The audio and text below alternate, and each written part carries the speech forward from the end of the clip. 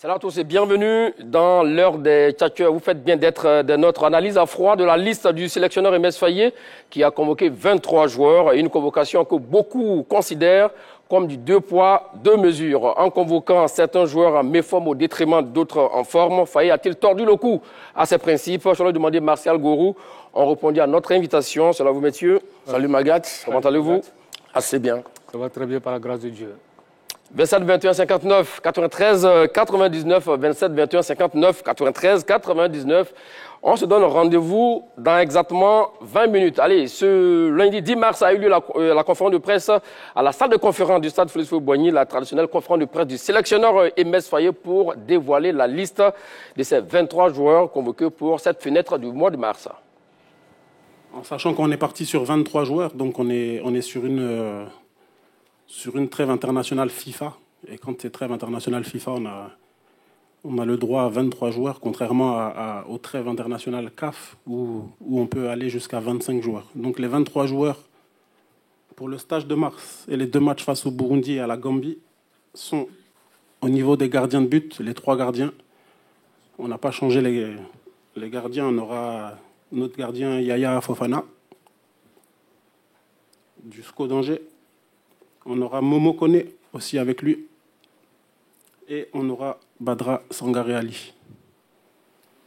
Voilà pour les trois gardiens. Au niveau des défenseurs, donc on est parti sur une liste de 8 défenseurs. Emmanuel Agbadou, le petit nouveau Clément Akpa, Willy Boli, Ousmane Diomandé, Gela Doué, Hassan Kamara, Evan Dika et le dernier défenseur Wilfried Singo. Voilà donc au niveau des défenseurs. On arrive maintenant sur les 5 milieux de terrain. Jean-Eudes Aoulou. Un retour aussi, Jean-Philippe Bamin. Franck Kessier. Un autre retour, Ibrahim Sangaré. Et Ahmed Junior Traoré. Voilà pour les milieux de terrain. On finit avec nos attaquants. Simon Adingra. Bayo Vakoun, Oumar Diakité, Evan Guesson, Jean-Philippe Crasso, Sébastien Allaire et Nicolas Pépé. Voici la liste des 23 joueurs retenus pour le prochain rassemblement de la Côte d'Ivoire. Voilà, comme on vient de le voir, c'était donc la liste des 23 joueurs convoqués pour la fenêtre de ce mois de mars avec des retours notables. Mais avant, faisons connaissance avec le tout petit nouveau, Clément Akpa, donc d'Auxerre. Le garçon, donc, on l'a dit, qui a joué 24 matchs, toutes compétitions confondues cette saison avec l'équipe auxerroise. 22 fois titulaire, 4,3 ballons récupérés donc, par match, 2,1 tacles par match. 1,2 interceptions par match aussi également, 8,3 de ballons perdus, 69% des duels au sol remportés, 53% des duels aériens remportés, 1946 minutes de temps de jeu, 0 but, 1 passe décisive. Il fait partie donc de l'écurie des U23 qui avait joué un très beau match face aux espoirs français. Il avait joué donc 74 minutes là-dessus. Je lui demandé, est-ce une convocation amplement méritée? Oui, c'est mérité. Et la preuve, avant la proclamation de la liste, sur ce même plateau, le débat qu'on a eu, l'émission qu'on a eue, Marcel et moi, on l'avait on l'avait souligné sur nos listes. Donc là, vous étiez dans le secret des dieux. Non, pas le secret des dieux. C'est parce qu'on sait que le garçon, avec les absences de Ghislain Conan et l'indisponibilité de... Il se fait opérer. Il y avait vraiment ce garçon-là qui joue à Auxerre. C'est un palier qui va franchir avec la U23. On l'a vu. Il avait fait un très beau match face aux Bleus. Et là, il est appelé pour la première fois en équipe A. Je pense que c'est mérité pour lui. Il a 23 ans. Et tout à l'heure, vous l'avez souligné, il a 22 matchs en Ligue 1, pas décisive. C'est à lui maintenant de démontrer, de saisir sa chance. C'est vrai qu'il a été, on l'a vu, débuté à Metz, ensuite à Auxerre, il allait à Orléans, il est revenu à Auxerre. Et là, il est titulaire à Auxerre. Je pense que c'est à lui maintenant de saisir ces chances-là, puisqu'il y a la place vraiment à prendre sur ce côté gauche de la défense ivoirienne. Martial Gourou? Oui, je pense que c'est tout à fait mérité. Et c'était du reste attendu. Parce qu'on a vu ce garçon évoluer face à l'équipe Espoir de France. Et il avait marqué un grand coup. Donc depuis lors, tout le monde s'attendait à ce qu'il soit convoqué chez les éléphants. C'est maintenant chose faite. Et je crois que cela est mérité à cause de la grande saison qu'il réalise avec son club Auxerre. Effectivement, revenons, messieurs, donc, au retour notable de certains cadres, dont Ibrahim Sangaré, le milieu de terrain de Nottingham Forest, meilleur buteur des éléphants de Côte d'Ivoire avant la CAN. Et après la CAN qui a connu pas mal de pépins physiques qui revient sur le demander. N'est-ce pas? C'est pas une surprise? Non, Ibrahim Sangaré? Non, ce n'est pas une surprise. On sait que c'est l'un des cadres de cette équipe-là. Il a gagné la Coupe d'Afrique avec les éléphants de Côte d'Ivoire.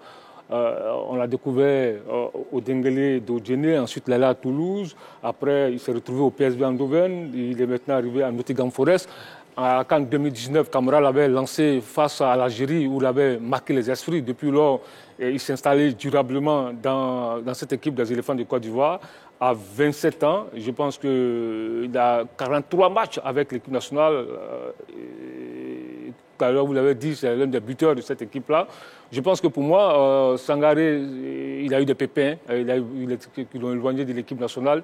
Maintenant, il est en train de revenir petit à petit. J'espère qu'il ne va pas retomber parce que la blessure est vraiment l'ennemi du footballeur. On espère pour lui, on prie pour lui, pour qu'il puisse reprendre sa place dans le cœur du jeu des éléphants de Côte d'Ivoire.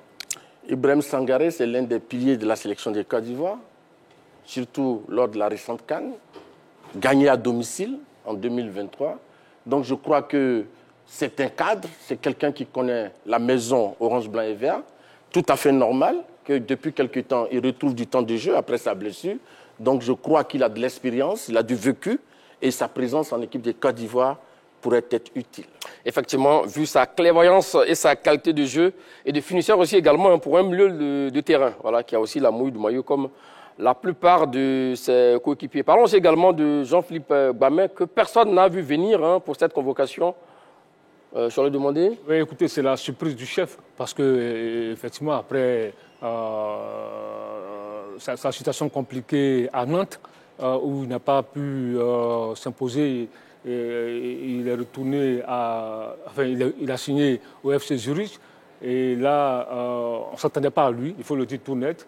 C'est vrai qu'on connaît bien le garçon, et il a beaucoup de qualités, il est polyvalent, il peut jouer comme sentinelle, il peut jouer en défense centrale.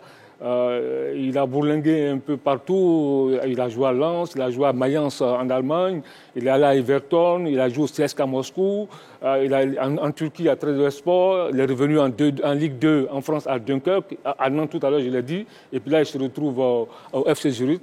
On se souvient très bien qu'il a 17 matchs avec les éléphants pour 0 but. Exactement. Alors, il avait parlé effectivement de son passage un peu raté entre guillemets à Nantes.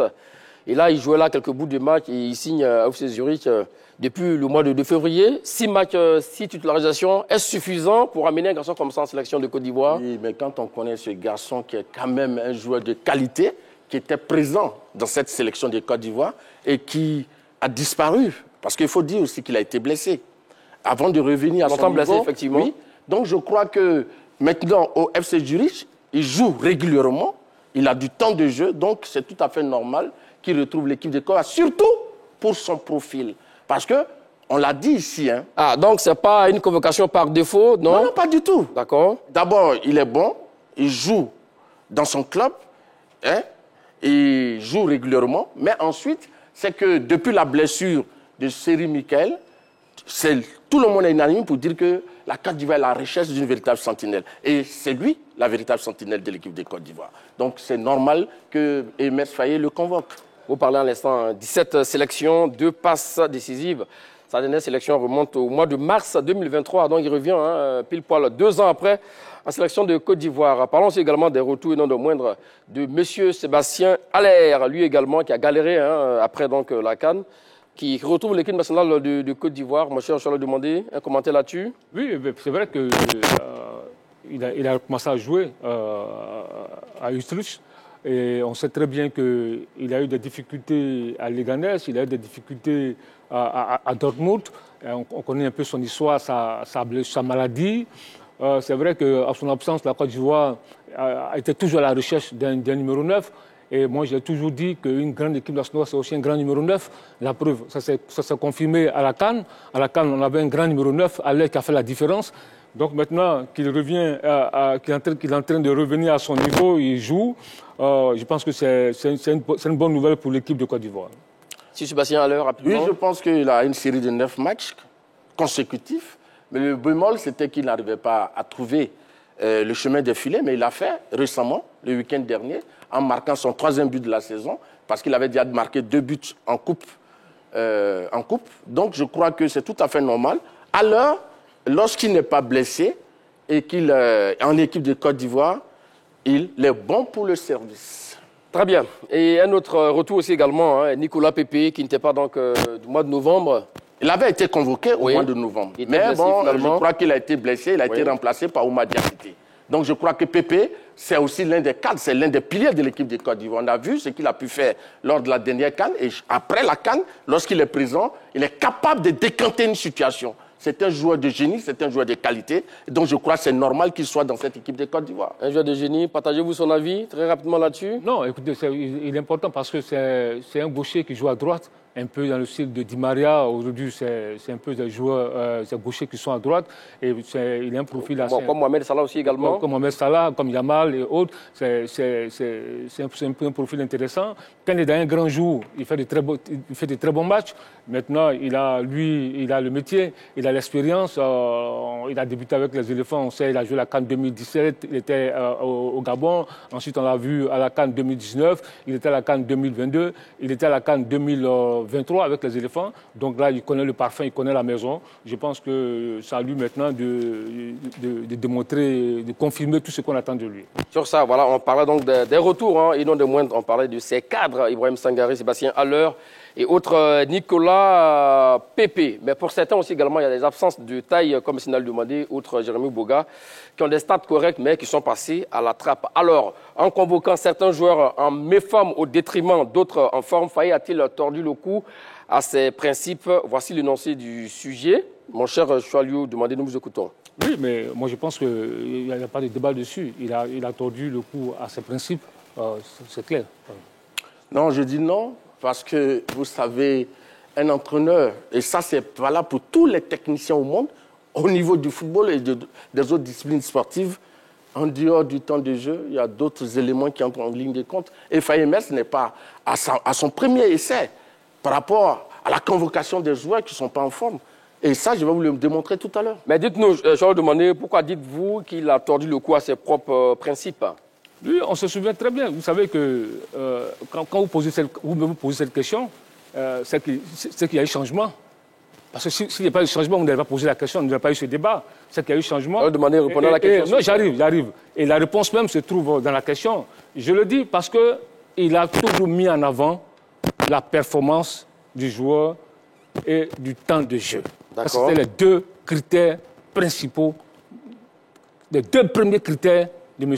Les 2 premiers critères, mais de M. Faye. Pas les derniers. Oui, pas les derniers. Oui, mais c'est les 2 critères. Il a toujours dit qu'il faut que le joueur soit performant en club, il faut qu'il ait du temps de jeu. D'accord. Alors, sur ça, voici un peu ces je pense que non, ça ne tient pas debout.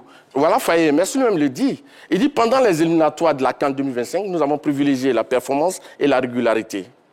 D'accord. À ajouter, entre autres, d'autres choses, Et même pour les éliminatoires de la Coupe du Monde, nous avons élargi les critères au leadership et à l'expérience. Mais bien avant ça, je crois que Faye-Metz avait déjà, par le passé, convoqué des joueurs qui étaient en méforme.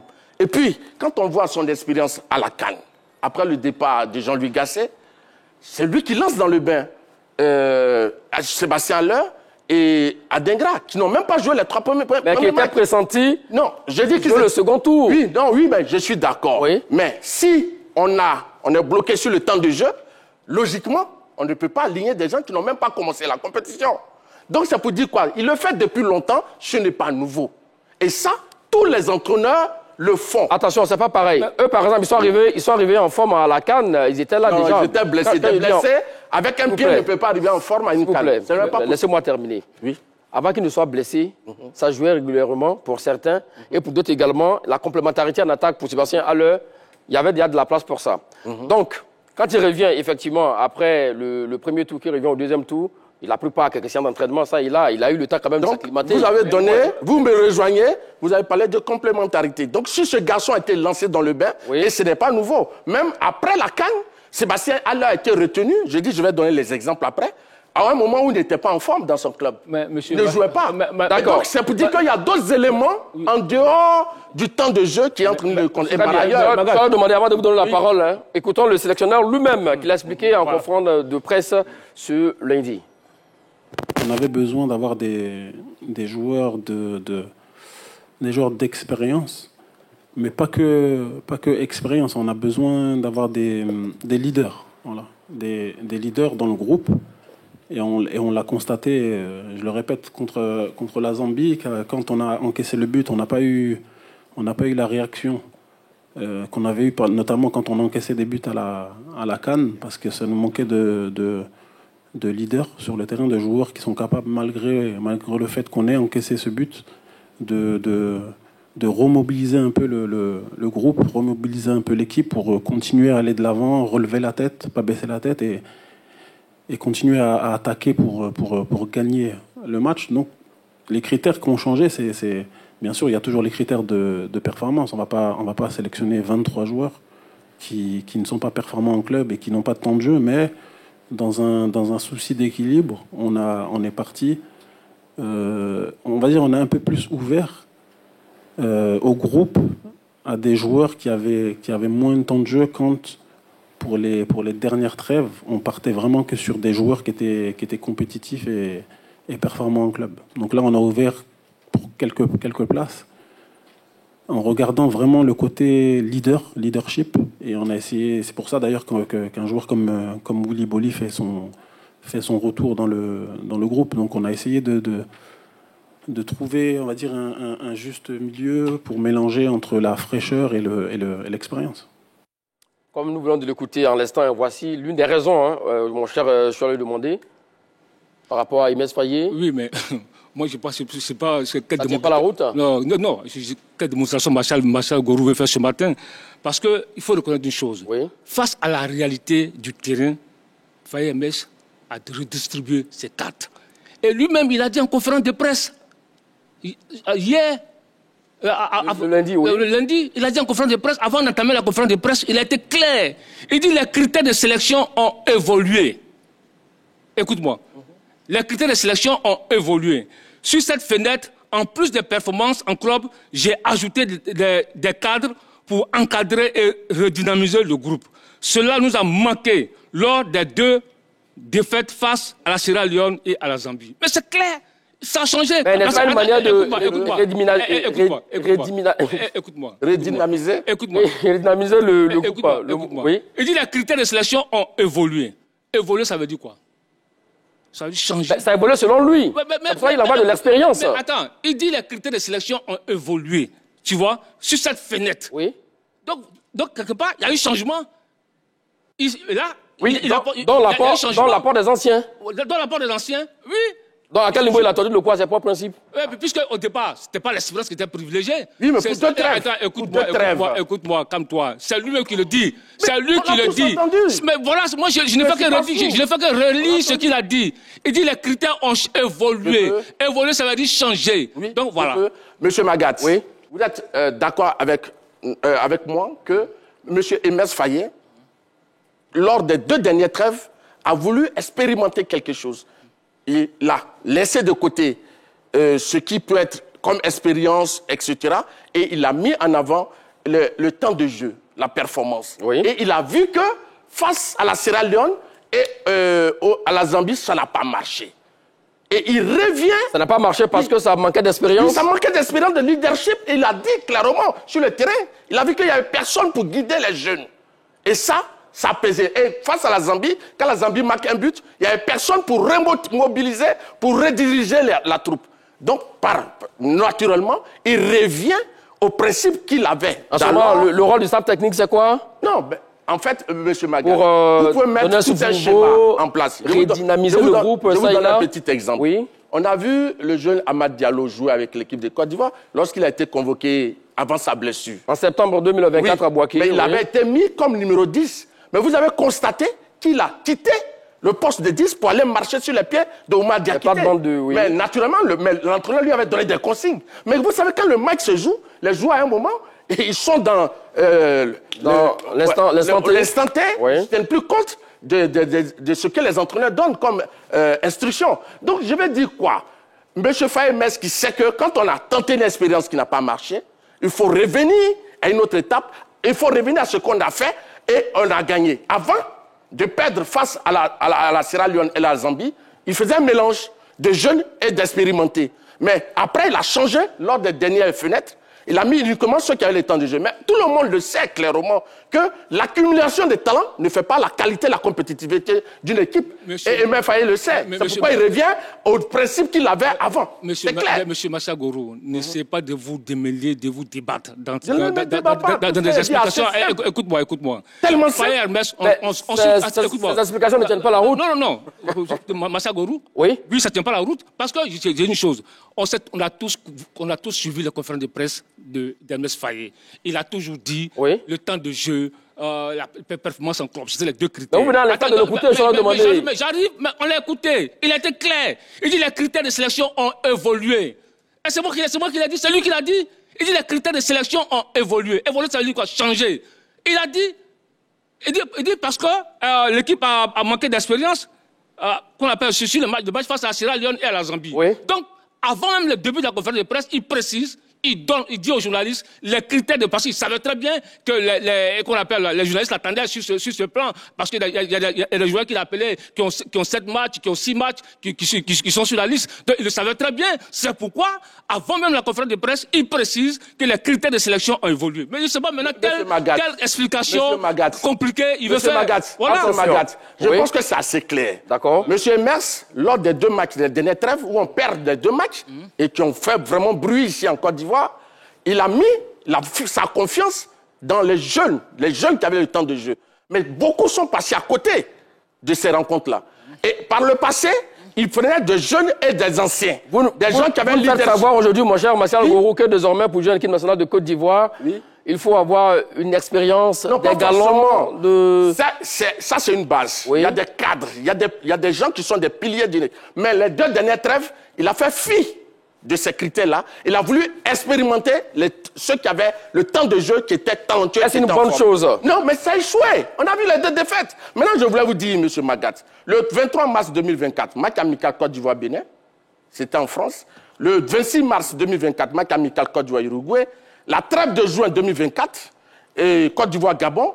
Et le 4 septembre 2024, première journée, deuxième journée des éliminatoires, M. Emerse Faé, pour ce qui concerne le 23, 26 et la trêve de juin, il a appelé à leur série Diakité, Gislain Conan, Willy Boli, qui n'avaient pas de temps de jeu en club. Et quand on revient pour la fenêtre FIFA du mois de septembre, il a fait appel encore à Simon Dengra, Christian Kwame, Odoulan Kosunu, qui n'avaient pas de temps de jeu en club.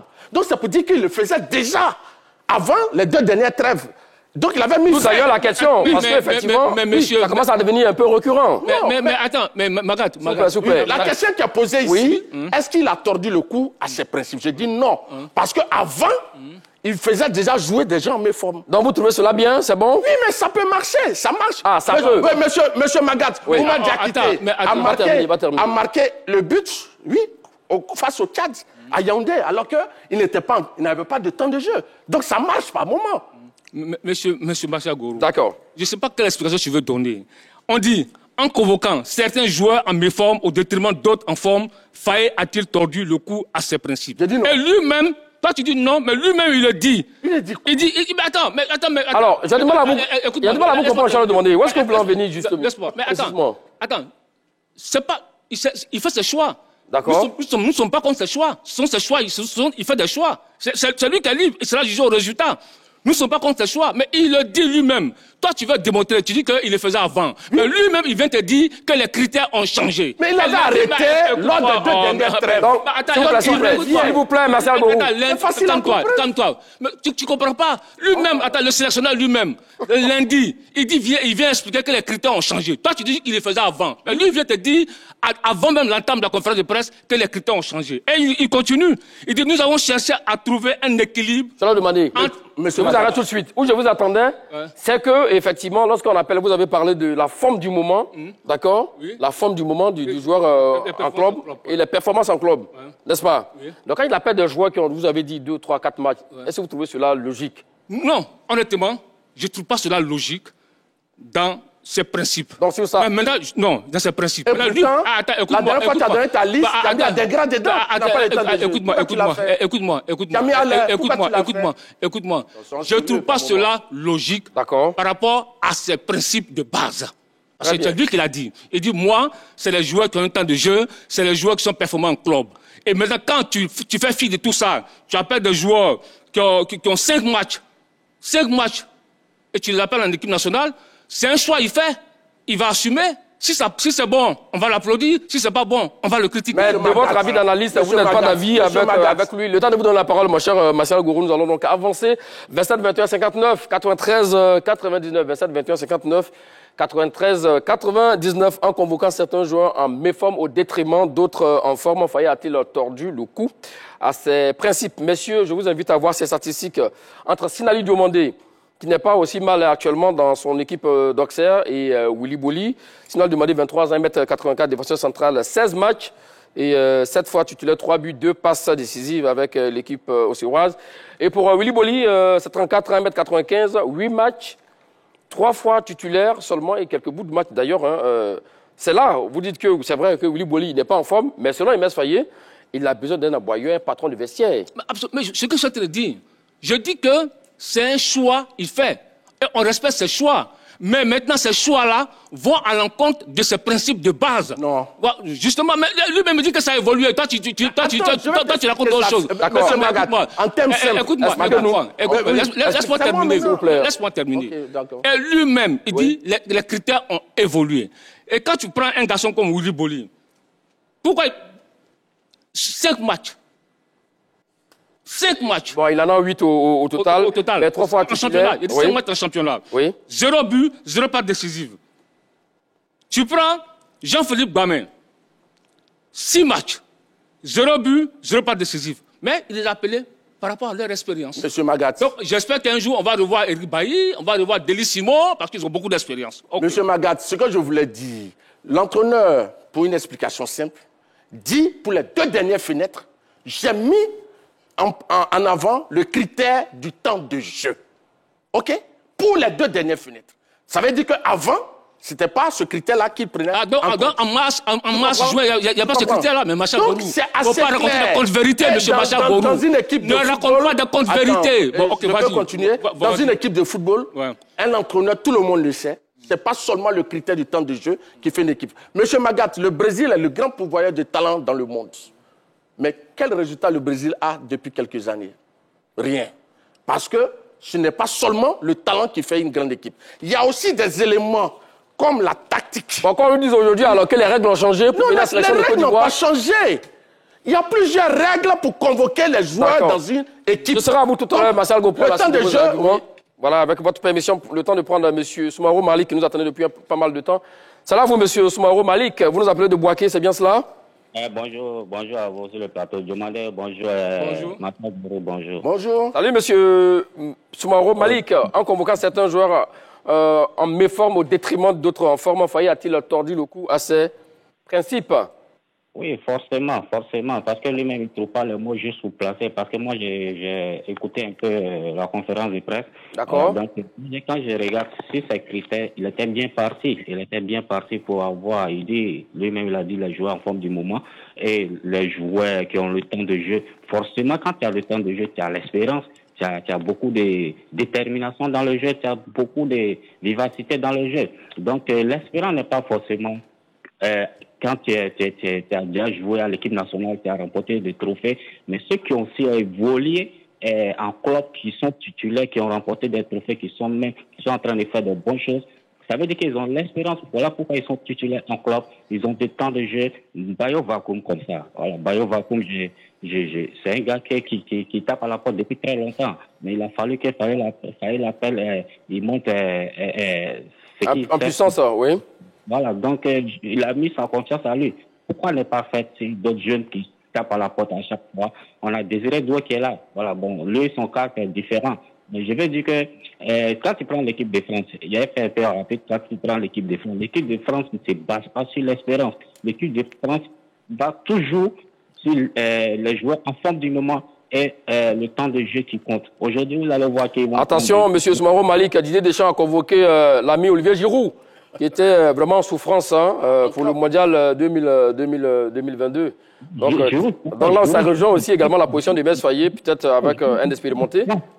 Non, Magat, Giroud n'était pas en souffrance. Giroud jouait, je le suivais de près. Il jouait de temps en temps à Milan. Quand il rentrait, c'est lui qui débloquait les matchs. Donc Giroud jouait de temps en temps. Oui, mais il n'était plus aussi titulaire. Mais bon, c'est votre avis, hein, M. Soumaoro Malik. Et on le respecte. Non. Merci à vous, M. Soumaoro Malik, 27 21 59 93 99. C'est à Marcel Gourou de terminer.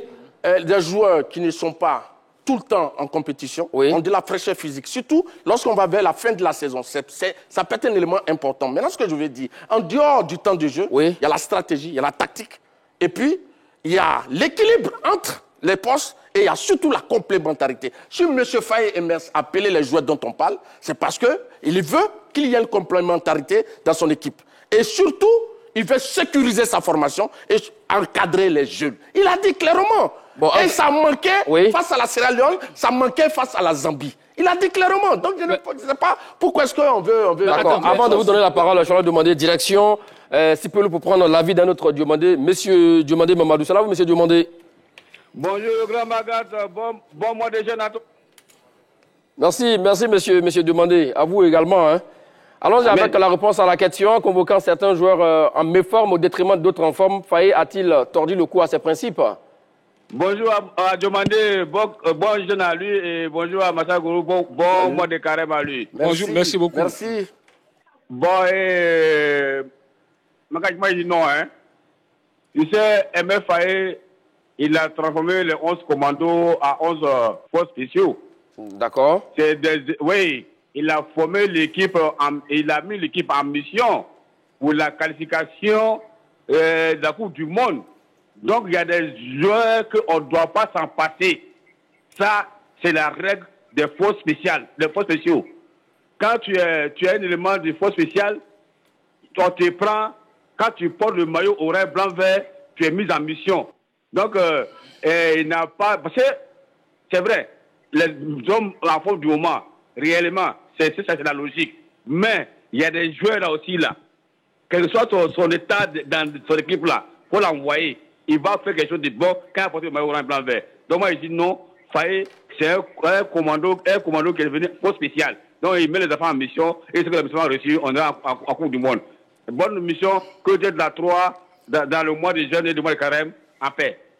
Merci à vous, monsieur Diomandé Mamadou. Et comme pour lui emboîter le pas également, mon cher Charles Diomandé, sur ça, on a vu un cas, il n'y a pas longtemps, Mas Gradel, que d'aucuns avaient appelé donc sénateur ici, qui était dans le groupe, voilà, ça et là, au dernier moment, qui est sorti du banc, qui a apporté son expérience.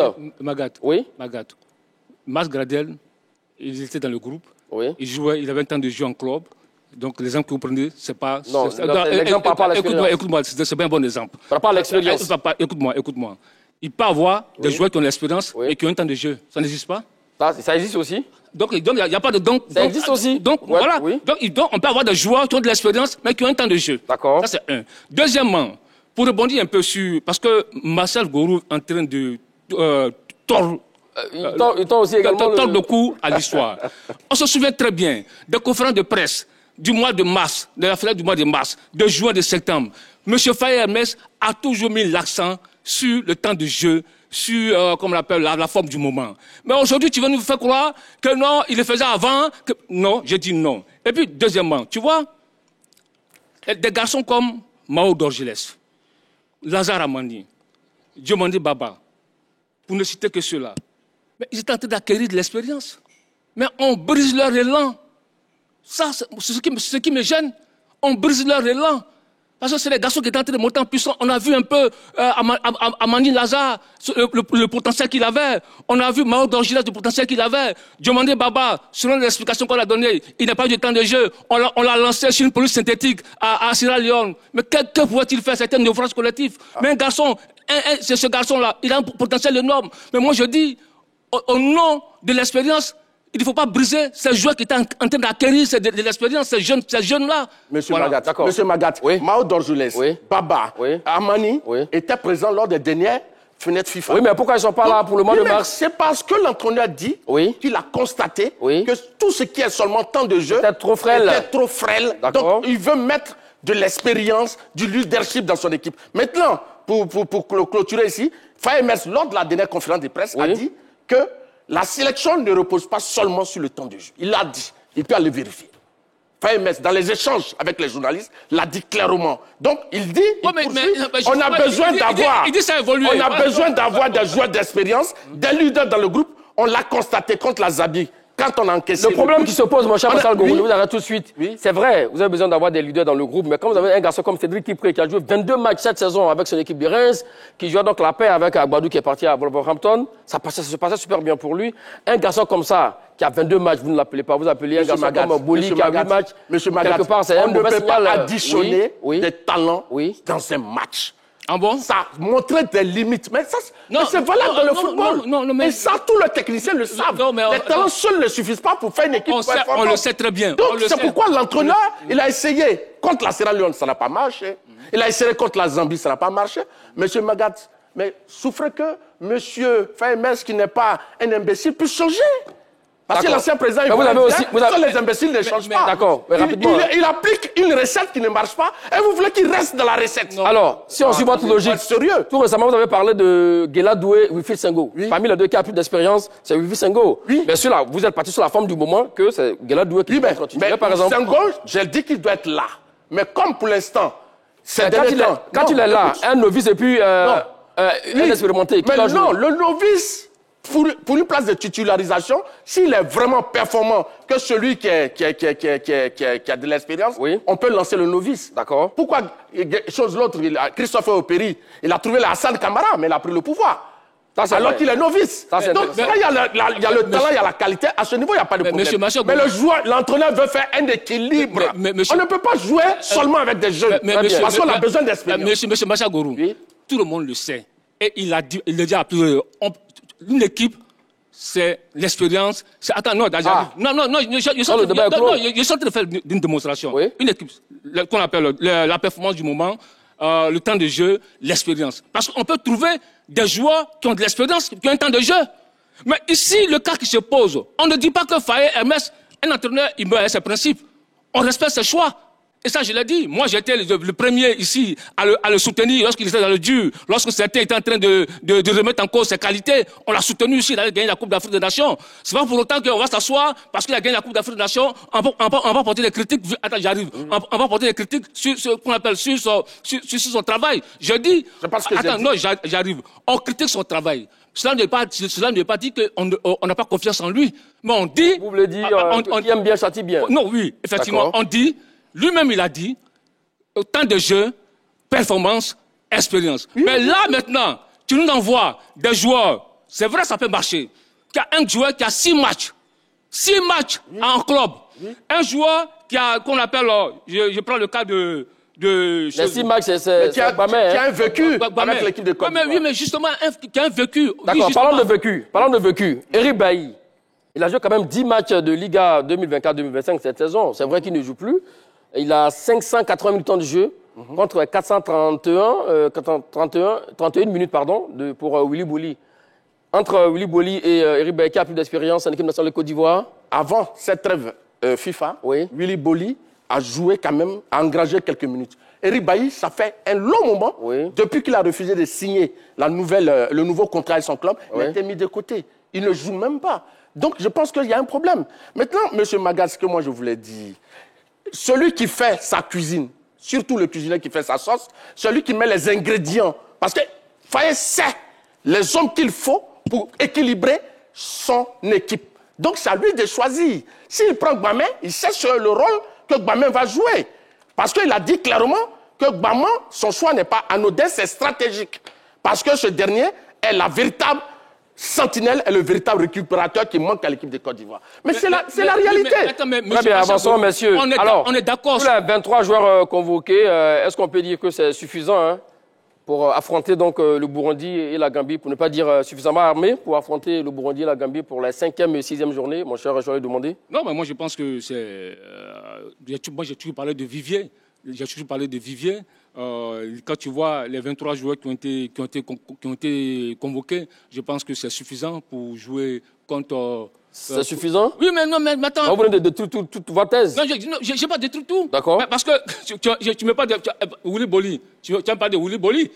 Tu vas me parler de Gbamé, n'est-ce pas? Mais est-ce que ce sont les seuls joueurs qui sont sur la liste? Il y a 23 joueurs qui ont été convoqués. Et pour vous, ce n'est pas potentiellement titulaire? Oui, mais ça, si c'est moi qui ai fait ça, ils ne seront pas peut-être titulaires. Peut-être Gbamé, je vais voir.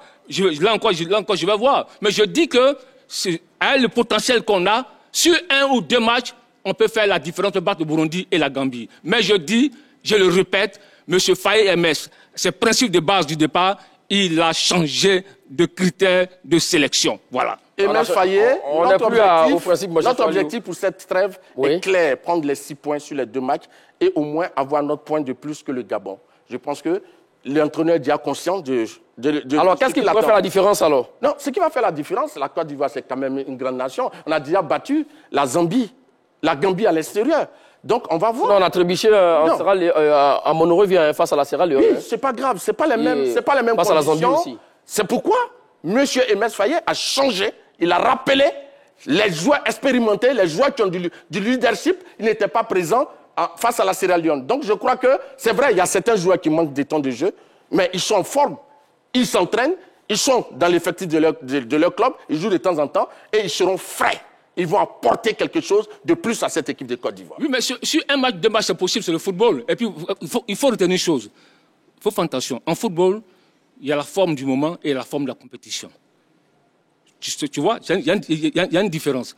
Et on a souhait, c'est qu'ils répondent présent. Mais je le dis, le débat est bien clair.